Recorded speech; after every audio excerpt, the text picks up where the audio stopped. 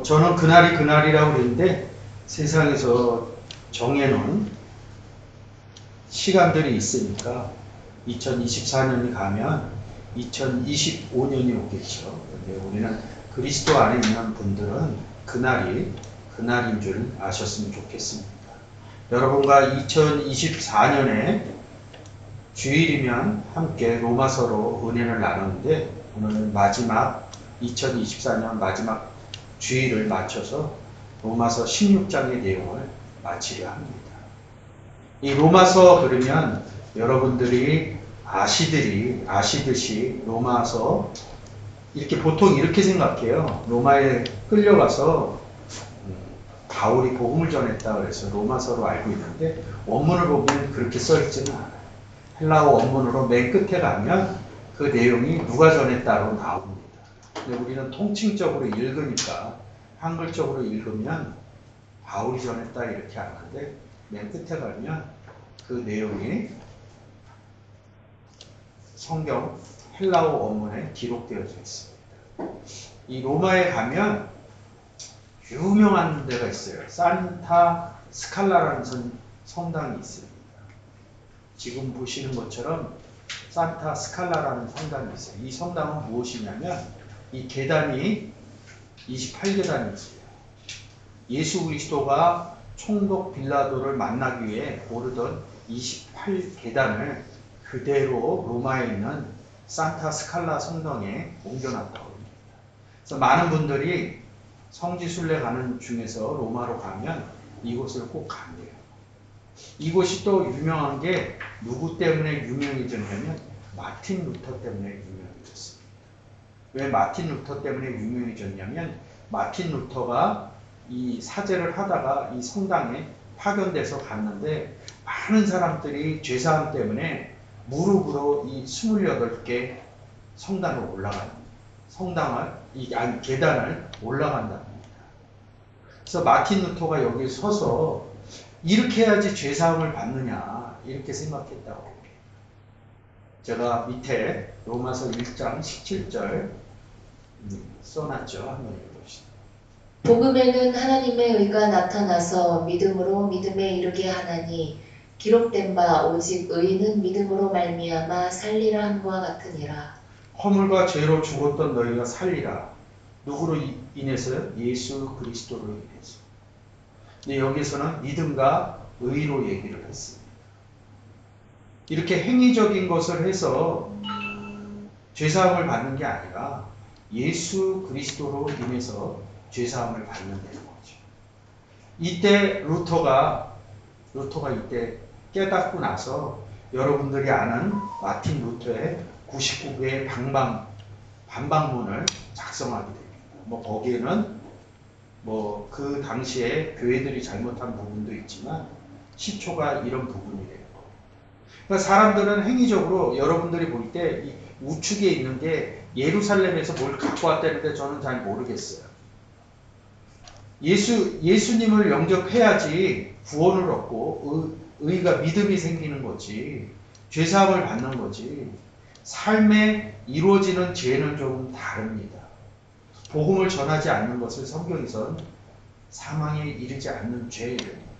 죄 자체를 뭐라고 해요? 사망에 이르는 죄에 이릅니다. 이 사망에 이르는 죄를 해소할 수 있는 방법은 예수 그리스도를 영접하는 방법뿐이 없습니다. 근데 사람들은 자꾸 성경을 안 보니까 뭐예요?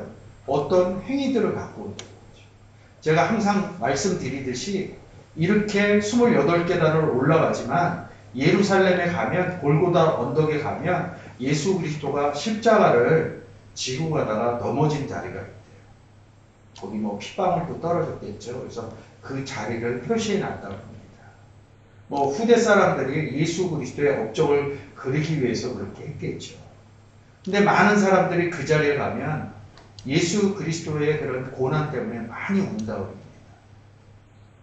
여러분들은 나이 많이 드신 분들은 부모님들이 이 땅을 많이 떠나져 있습니다. 슬픈 건 잠깐이에요. 내 부모가 남겨놓은 유지가 있어요. 교훈이라고 그러죠. 그 교훈은 딱 하나예요. 자녀가 이 땅에서 잘 살기 바라는 거죠. 예수 그리스도가 골고다 언덕에서 무릎 꿇고 넘어졌을 때 나의 그런 아픔을 알아달라고 그랬을까요? 아니면 다른 의미가 있었을까요? 그 무릎 꿇은 자리에 올라가게 된 근원은 뭡니까? 복음을 전하다가 골고다 언덕을 올라간 거. 예수 그리스도가 이 땅에 오셔서 30세 이후에 복음을 전한 일뿐이 없습니다. 우리도 예수 그리스도가 복음을 전했듯이 우리도 복음 전하기를 원하시는 것을 원치 않으실까요? 그 무릎 닿은 아픈 그곳에서 우리가 울고만 있기를 바라고 계실까요? 아니면 이 땅을 복음으로 말미암아 잘 살아가길 바랄까요?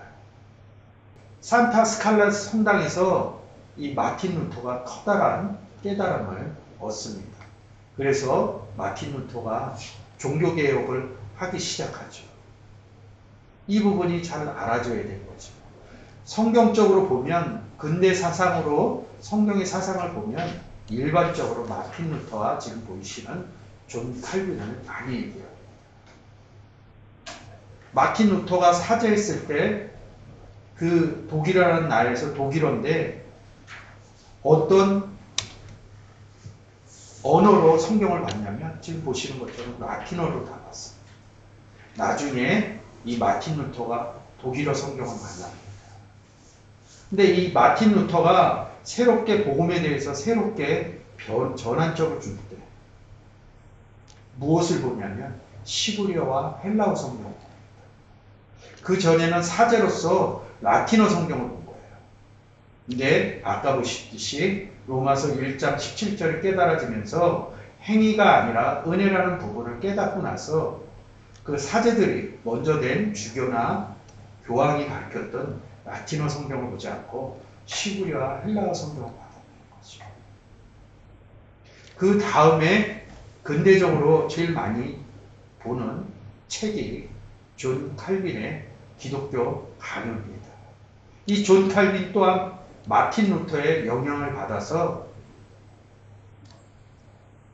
프랑스에서 종교적인 혁명을 이뤄냅니다. 그래서 뭐 그리스도 갔다 왔다 이랬는데 또 배운 대로 하다가 자기가 깨달을 때 무엇 갖고 깨달았냐면 시브리어 헬라어 성경을 보고 나서 기독 강요를 지피려고 됩니다.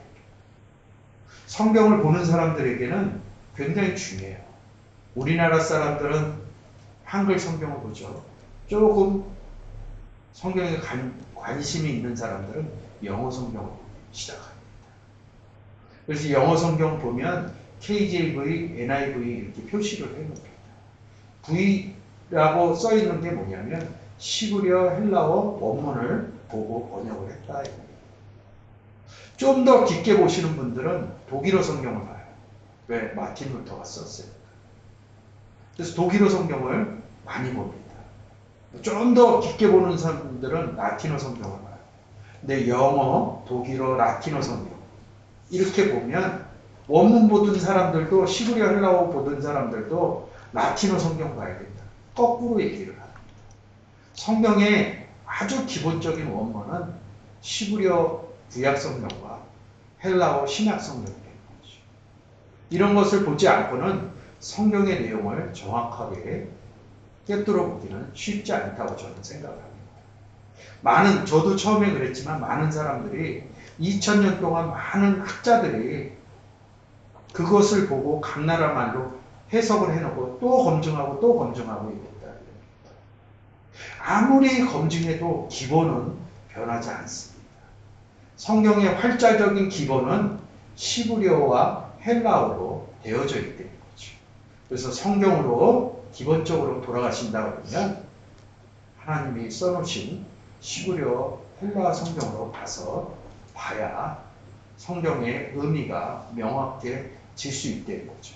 오늘 제가 로마서 시작하면서 우리는 보통 로마에 가서 바울이 만든 서신서다 그러는데 맨 끝절에 가면 다르게 써 있어요.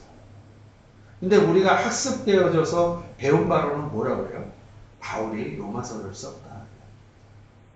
뭐 글로 썼을 수는 있겠죠. 근데 제가 조금 다른 부분으로 보여드릴 겁니다. 그래서 오늘의 본문이죠. 한번 읽고 가보겠습니다. 나의 복음과 예수 그리스도를 전파함은 영세전부터 감추었다가 이제는 나타내신 바 되었으며 영원하신 하나님의 명을 쫓아 선지자들의 글로 말미암아 모든 민족으로 믿어 순종케 하시려고 알게 하신 바 그 비밀의 계시를 쫓아 된 것이니 이 복음으로 너희를 능히 견고케 하실 지혜로우신 하나님께 예수 그리스도로 말미암아 영광이 세세 무궁토록 있을지어다. 아멘. 제가 준비한 PPT 한번 보시겠습니다. 이게 좀 한글하고 달라요. 이렇게 보면 간단한데 이렇게 많이 써 있어요. 이 26절의 내용을 본문은 25절에 써 있습니다. 이거를 보려면 영세 전에 전부터 영세 때 이럽니다. 뭘 감췄다 이럽니다. 그러니까 내 속에 감추인 예수 그리스도를 이렇게 얘기한다고 볼 수 있는데 계시의 비밀이 감춰져 있어요. 그것을 복음으로 나의 복음과 예수 그리스도를 전파함이래요. 감춰져 있다가 내 안에 감춰져 있다, 전해졌다 이럽니다. 근데 이 감췄다라는 단어만 여기에서만 감췄다라고 써놨어요. 이 단어를 보시면 시가우라는 단어인데 보시면 제가 이거 쭉 해놨습니다. 이 시가우라는 단어예요.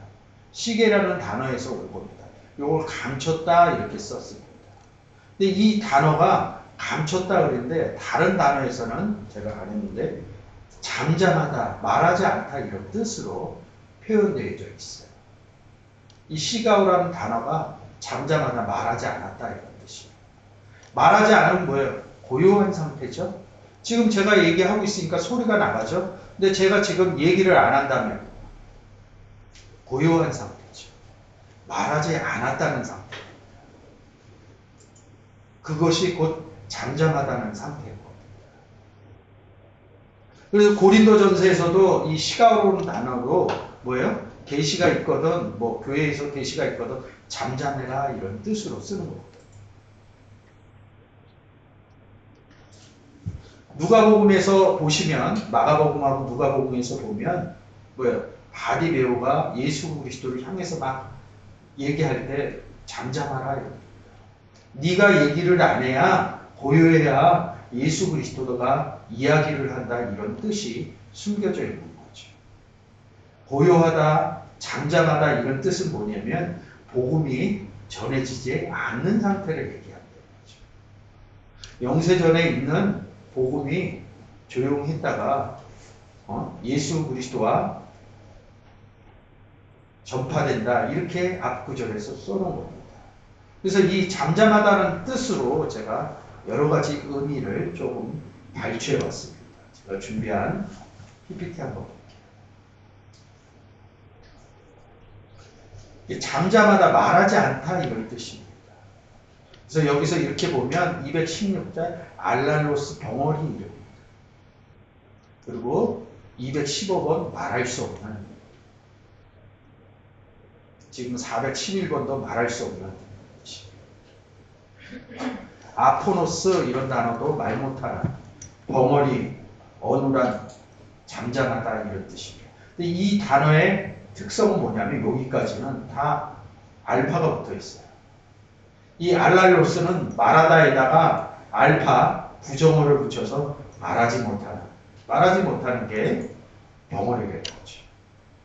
그래서 이 알파가 붙어 있는 거는 부정어로 아니다 이런 뜻으로 되어 있습니다. 제가 이 단어를 정리를 했습니다. 알랄로스는 뭐냐면 랄레오라는 단어가 있어요. 말하다 이런 뜻입니다.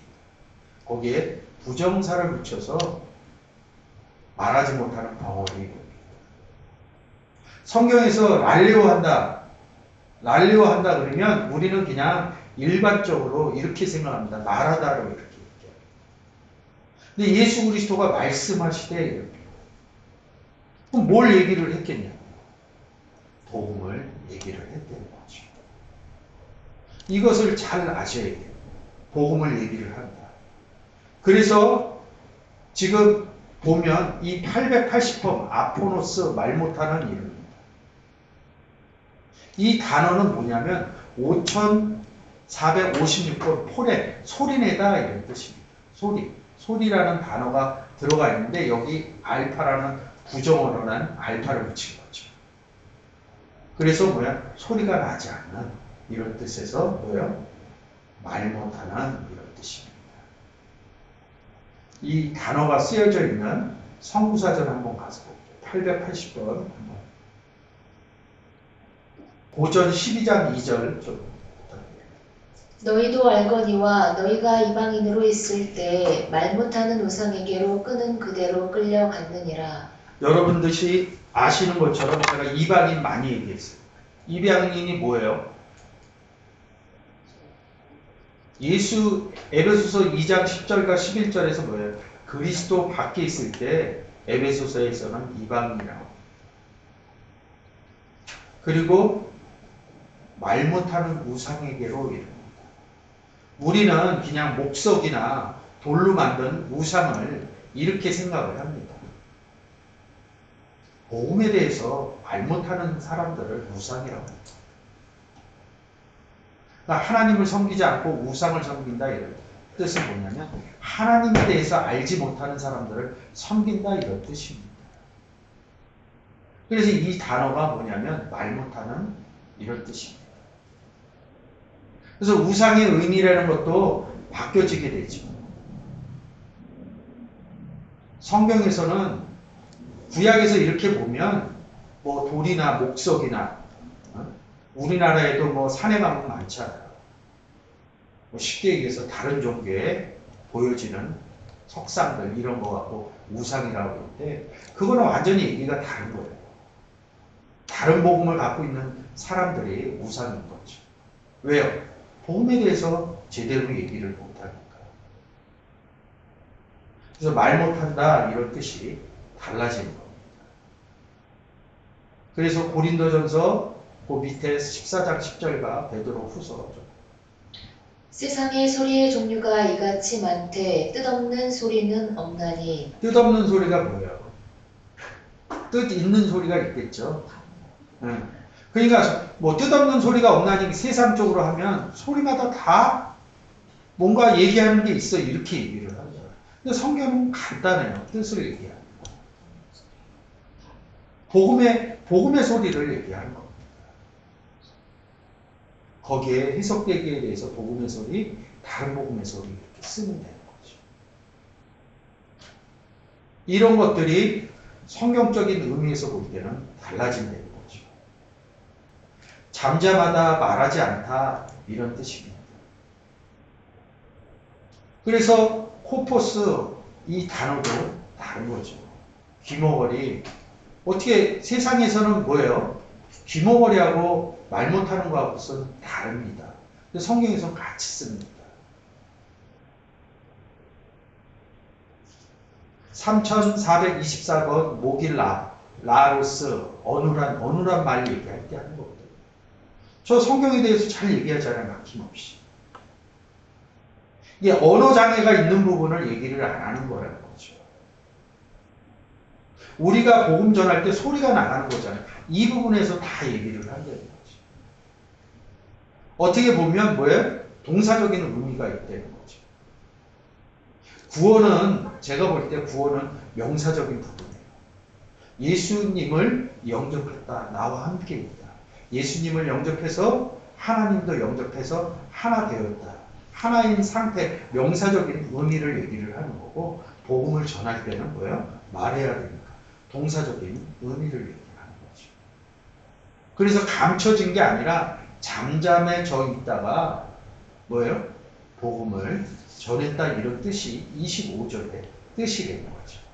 그래서 뭐예요? 16장 25절에 나의 복음과 예수 그리스도의 전파함은 영세적 영원한 세계에 잠잠하다가 얘기했다 이런 뜻입니다. 이 부분이 잘 알아지셔야겠죠. 그러니까 이게 감춰졌다가 나왔다 이런 뜻이 아닙니다.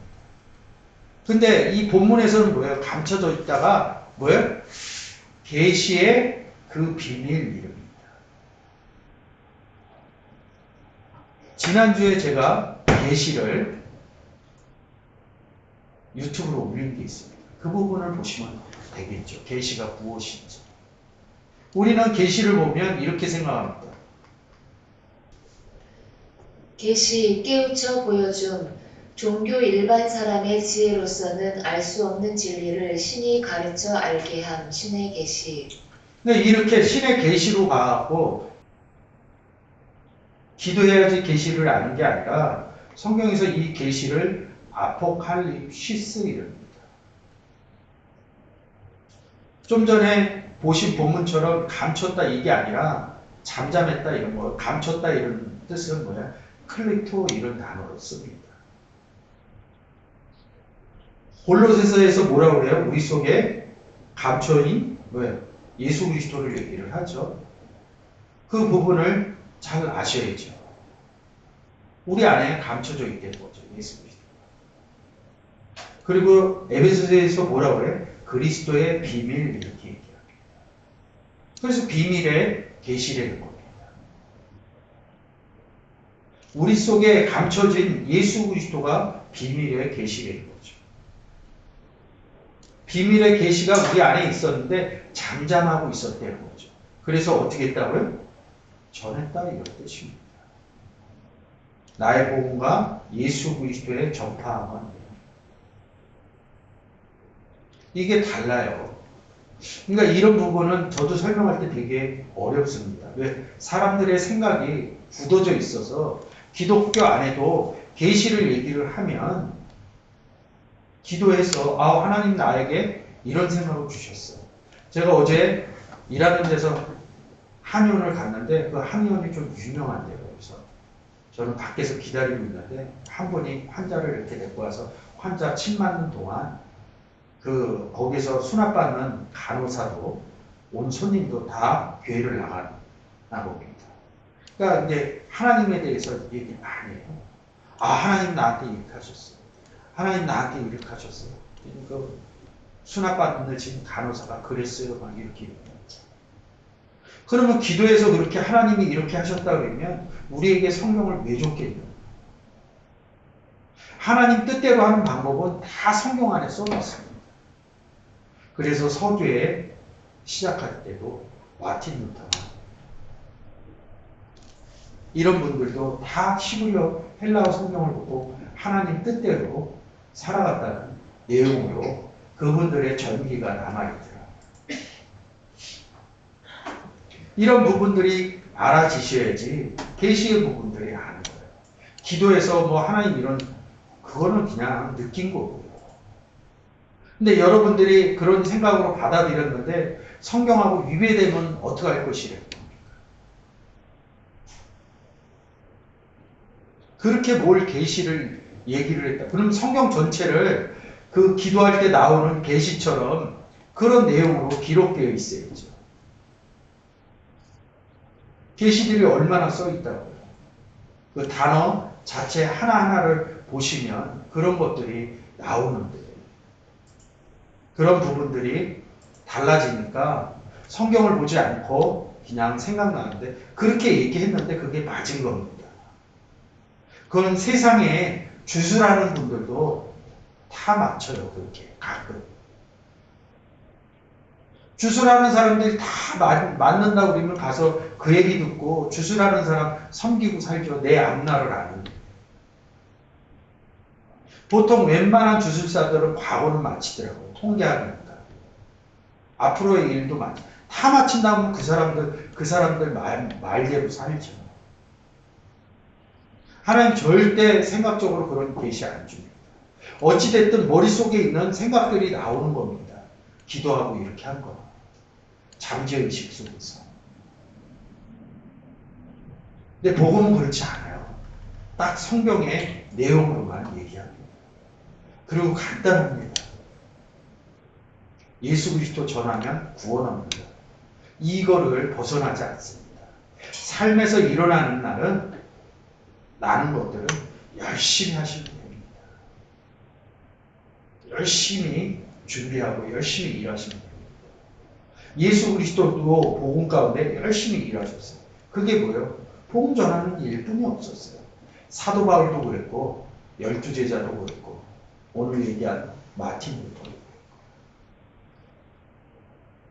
계시가 그런 계시가 아니라는 거죠. 그래서 계시는 우리 속에 계신 숨겨진 예수 그리스도다. 에베소서 3장만 봐도 내용만 잘 읽어도 제가 얘기한 부분은 잘 알 수 있습니다. 준비한 PPT로 가겠습니다. 26절이자 한번 읽어주세요. 이제는 나타내신 바 되었으며 영원하신 하나님의 명을 쫓아 선지자들의 글로 말미암아 모든 민족으로 믿어 순종케 하시려고 알게 하신 바 그 비밀의 계시를 쫓아 된 것이니 이 복음으로 너희를 능히 견고케 하실. 이것도 좀 달라요. 모든 민족으로 알게 하신.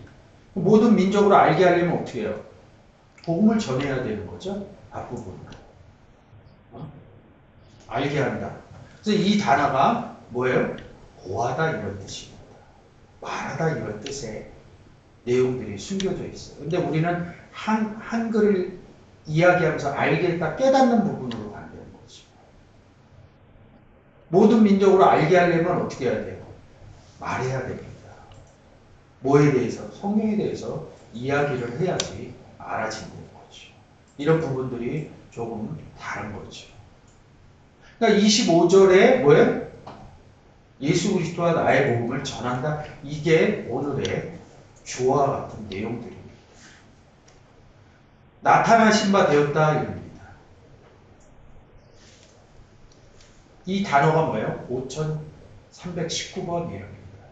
여기 제가 흰색으로 표시해 놨죠. 그라노, 아나, 그리, 조마이, 디아, 그노, 리조입니다. 이 세 단어가 파생되어서 있다는 겁니다. 이 단어의 뜻이 뭐예요? 알다 이런 뜻입니다. 뭐에 대해서? 예수 그리스도에 대해서 안다는 거죠. 이 부분이 알아줘야겠죠. 안다 이런 뜻이죠. 그러니까 여러분들이 뭘 알아지냐 이거죠. 보여져야지 안 되는 거죠. 예수 그리스도의 나타나심이거든요. 그래서 나타나신 바 됐다 이렇게 말씀하고 그러는데 나타나려면 어떻게 해야 돼요? 이거 제가 잘못 펼쳤네요. 여기 파네로스인데 죄송합니다. 나타나신 바 됐다 이게 보임, 밝히, 나타난 이런. 그리고 제가 한 단어 칠하지 않았는데 요 네 단어로 되어 있어요. 이 단어가 어디 있냐면 빛이라는 단어에서 왔대요. 빛이. 그러니까 쉽게 얘기해서 빛이 나타난다는 거죠. 빛이 나타나려면 어떻게 해요? 이 빛에 대해서 알아야겠죠. 제가 준비를 안 했는데 빛에 대해서 나타나요. 근데 하나님은 빛이시오. 예수 주는 빛이시니 그리고 우리가 영접한 우리도 빛이라고 그러죠. 그러니까 나타나는 것을 뭐예요? 하나님이 나타나고 예수 그리스도가 나타나는 거예요. 그래서 아까 계시처럼 기도하면서 하나님을 막 보려고. 근데 기도하면서 사람들이 다 대부분 이렇게 얘기해요. 봤대요. 근데 얼굴을 보지 못했대요. 아주 광채가 얼굴에서 나서 얼굴은 안 보이겠대요. 그 출애굽기 33장의 내용을 끌어옵니다. 보면 죽는다고 그러니까. 몸은 봤대요.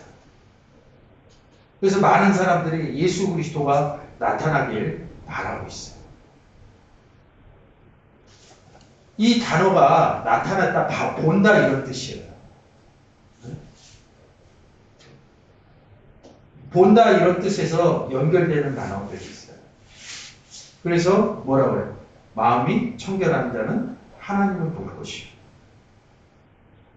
거룩함과 화평함이 있으면 주를 보리라. 거룩함과 화평함이 있으면 주를 누구를 봐요? 하나님을 어딜 봐요? 그래서 많은 사람들이 계시를 받아서 하나님을 보려고 합니다. 지금 이 내용이 언제 써져 있는 거예요? 역사적으로. 2000년 전이죠? 그 2000년 전에 얘기를 했어요. 본다고. 나타나신 바 된다. 어디에? 제가 항상 얘기하지만 그러면 2000년이 흘러서 아직도 안 나타났다 그러면 뭐예요? 하나님 능력 없으시다. 제가 이렇게 말씀드려요. 주가 나타나려면 어떻게 하냐고. 그러니까 계시적인 의미로 받아들여서 선지식을 받아들인 거야. 아, 뭐 나타난다. 형상적으로. 그때 이게 생각이 안 나는 겁니다. 내가 영접한 예수님은, 우리 마음 가운데 보내신 예수님, 영접한 예수님, 그리고 얘기한 것처럼 마음이 청결한 자는 하나님을 볼 것이요. 앞으로 본다고 써 있어요? 거룩함과 화평함이 있으면 주를 보리라 이런데 앞으로 본다 이렇게 써 있어요? 지금 현재 본다 이렇게 얘기합니다. 보는 의미가 다른 거예요. 근데 사람들은 성경의 내용으로 가지 않고 누군가 잘못 본 복음을 하나님이 현현하는 거로 자꾸 얘기를 합니다. 예수 그리스도가 현현하는 거. 뭐 구름 타고 오신다. 그런 내용 아닙니다. 아니 그렇게 하나님이 현현하고 예수 그리스도가 구름 타고 오셔야지만 하나님의 위대성을 나타낼 수 있습니까? 예수 그리스도의 위대함을 나타낼 수 있습니까? 하나님과 예수 그리스도가 나타나서 어떻게 한다고요? 그 뒷얘기는 안 해요. 그래서 다 공중으로 올라가요. 예수 그리스도 믿는 사람들. 안 믿는 사람들은 밑에 있고. 그 누가 좋아하겠냐고. 성경은 예수님을 영접하는 이야기를 합니다. 그래서 아버지와 나는 하나다. 요한복음 10장 30절에서 그렇게 얘기해요. 그것을 바꿔놓을 수 있는 본문은 없어요. 근데 우리가 그리스도 예수 안에서 영접했을 때 이렇게도 얘기하는데 아버지와 예수님은 하나이기 때문에 예수 그리스도 우리 마음에 하나님이 보냈다 이렇게 얘기하니까 떨어져서 보낸 거로 보신다는 거죠. 같이 오신 겁니다. 그래서 내 안에 예수님이 계십니다. 내 안에 하나님, 이거 알지도 못하면서 그렇게 얘기를 하는 겁니다. 우리 속에 와 계셔서 그날에는 내가 아버지 안에, 아버지가 내 안에, 내가 너희 안에, 너희가 내 안에 셋이 같이 있다 이런 의미로 얘기해요. 너희는 임마누엘 된 사람들이야. 지난 주 중에 성탄절을 했습니다. 제일 많이 기독방송에서 얘기하는 게 임마누엘 얘기하더라고요. 얘기를 해요. 방송 중에도. 우리는 임마누엘에 있다. 하나님과 예수 그리스도. 돼 있는데 왜 또 하나님 오시라고 그러냐고요. 왜 또 예수 그리스도 오시라고 그러냐고요. 왜 그런 계시들을 받냐고요. 우리 안에 있는, 빛으로 있는 사건을 얘기를 하는 겁니다. 그래서 25절에 뭐예요? 예수 그리스도와 나의 복음을 전파하라 이렇게 써놓은 이게 25절, 26절 다 같은 문장입니다. 그래서 뭐라 그래요? 이 복음으로 너희를 견고하겠다. 나타나셨다는 게 우리 안에 예수 그리스도가 하나님이, 그리고 우리가 복음을 전하면 예수 그리스도와 하나님이 없었던 사람 안에 영접이 되어 나타나가 되셨다 이렇게 얘기합니다.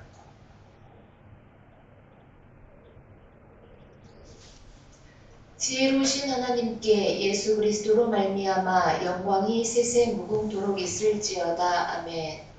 지혜로우신 하나님께서 예수 그리스도로 말미암아 하나님에 의해서 예수 그리스도에 의해서 구원이 얻어진다. 복음이 전해진다. 제가 항상 얘기하는 게 저희가 전하잖아요. 요한복음 15장 내용으로 보면 아버지 농부여 예수 그리스도 참 포도나무. 그래서 열매가 맺히면 누가 농사졌어요? 아버지죠. 그래서 지혜로우신 하나님께서 예수 그리스도로 말미암아 영광이 세상 무궁토록 있을지어다. 그래서 이 영광 부분을 잘 아셔야겠죠. 영광이란 단어가 독사, 독사조 이런 단어인데 제가 이거 많이 했어요. 이거 한번 읽어주세요.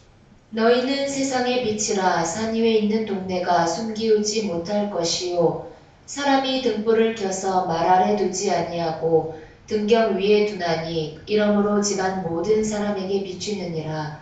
이같이 너희 빛을 사람 앞에 비추게 하여 저희로 너희 착한 행실을 보고 하늘에 계신 너희 아버지께 영광을 돌리게 하라. 아까 26절에서 나타났다고 했을 때 제가 빛으로 설명드렸어요.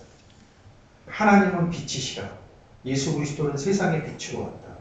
아버지와 나는 하나이기 때문에 아버지도 빛이요 예수 그리스도도 빛입니다. 그래서 우리가 예수 그리스도를 영접했죠. 그러면 빛이신 아버지, 빛이신 예수 그리스도가 우리 안에 들어왔고 성경에서는 더 많이 얘기하는 것이 뭐라고요? 그리스도 예수 안에서. 그래서 우리가 빛 안에 들어가서 우리가 14절에 너희가 세상의 빛이다 이렇게 얘기합니다. 빛은 무슨 역할을 해요? 비치는 역할을 하죠. 성경에서는 빛을 비추는 역할을 복음 전하는 역할로 얘기를 합니다. 그래서 16절에 뭐예요? 너희 빛이 뭐야? 내 안에 계신 빛이신 예수 그리스도. 너희 안에 계신 빛이신 하나님. 그래서 사람들 앞에서 어떻게 빛을 주는 거죠? 어떤 사람? 구원받지 못한 사람들 앞에서 비추는 행위. 이게 뭐예요? 이게 빛을 비추는 사람들의 착한 행실입니다. 하늘에 계신 너희 아버지께 영광 돌리는 게 뭐야? 사람들 앞에서 빛 비춰서 이분들이 빛을 받아들이는 구원의 역사가 일어나는 영적 사건이 일어나는 게 열매 맺는 게 영광 돌리는 겁니다. 영광 돌린다 이렇게 말씀을 하고 있는 겁니다. 그래서 뭐예요? 지혜로우신 하나님께 예수 그리스도로 말미암아 뭐예요? 앞에서 25절에 예수 그리스도와 나의 복음이 전파된다 이런 뜻입니다. 전파돼서 뭐예요? 나타나신 바 되면 구원 얻은 사람이죠. 그래서 그거로 영광 세세 무궁토록 있을지어다 이런. 이 16절의 내용은 뭐예요? 무난하라 이런 뜻이잖아요. 이 무난하라 이런 뜻인 뭐예요? 복음 전해라 이런 뜻으로 제가 계속 반복해서 이 16장을 할 때 말씀을 드렸습니다. 두 가지 의미로 말씀드렸죠. 하나는 복음 전하는 것, 하나는 가르치는 의미의 무난하가 있다. 구원 얻지 못한 사람들을 나가서 만나는 게 무난하는 겁니다. 근데 오늘 주일 예배를 통해서 성경에 대해서 이렇게 제가 성경의 내용을 전해드리는 것도 이 16장의 의미로 보면 무난하는 것이 거죠. 그래서 제가 16장 시작하면서 이렇게 얘기를 했잖아요. 로마서 하면 바울이 지필을 했다. 내용을 전한 얘기를 썼다. 지필로 얘기하는 겁니다. 근데 제가 지금 여기에 박스를 쳐놨잖아요. 뭐라고 그래요? 갱그리아 교회에 있는 일꾼 베베 이렇게 얘기해요. 16장 1절에서 갱그리아 교회 일꾼인 베베 이렇게 얘기합니다. 베베 뭡니까? 베베를 통해서 고린도로부터 뭐야? 누구? 로마인들에게 기록되었다. 달라요 이게. 그럼 누가 썼다는 거야? 베베가 썼다는 얘기. 그건 중요치 않아요 사실은. 뭐 베베가 하나, 바울이 하나, 제가 하나 다 우리 안에 계신 하나님께서 역사하는 거죠. 역사적인 의미로 볼 때는 달라지죠. 로마서는 베베가 기록했다. 이렇게 얘기할 수도 있죠. 저희 그 유튜브 사이트에 어느 분이 썼어요. 이게 알레고리적, 제가 이제 원문 갖고 설명을 하니까 알레고리적 해석이다 이렇게 얘기합니다. 알레고리적 해석 이거를 쓸 수 있는 사람은 누구냐면 최소한 신학을 보는 사람입니다. 최소한 신학교 간 사람입니다. 근데 이 알레고리의 헬라어 뜻을 몰라요. 알레고리가 뭐예요? 비유라고 한글로 써 있는데 성경에서 비유는 파라볼레와 알레고리아 딱 두 단어가 있습니다. 근데 우리가 일반적으로 생각하는 비유는 뭐예요?